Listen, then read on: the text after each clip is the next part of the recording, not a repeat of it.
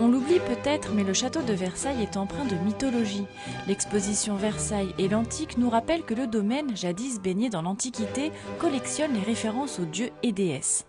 Louis XIV, en installant la cour et le gouvernement à Versailles en 1682, a eu à cœur d'acheminer quantité d'œuvres antiques à Versailles même.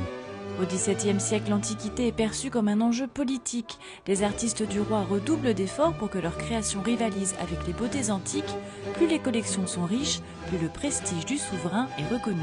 Si à l'époque Versailles est considéré comme la nouvelle Rome, ce titre est aujourd'hui moins présent dans les esprits.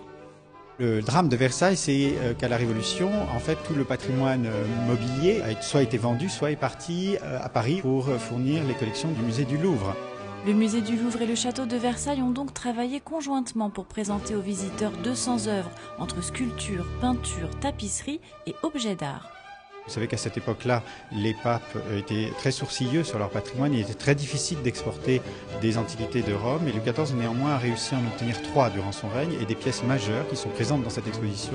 Il s'agit de 3 statues, Germanicus, Cincinnatus et le centaure Albani. Si Louis XIV a pu rassembler à Versailles des antiques venues du monde entier comme le Moyen-Orient avec l'Apollon de Smyrne, il s'est aussi vu offrir des sculptures à l'image de la Vénus d'Arles. Dans l'exposition, au premier étage, on peut voir de nombreux tableaux réalisés sur des thèmes antiques à la demande donc, de Louis XIV ou collectionnés par lui, ainsi que des éléments de décor, du mobilier, des boiseries, des vases. L'exposition comprise dans le billet d'entrée du château est accessible jusqu'au 17 mars 2013.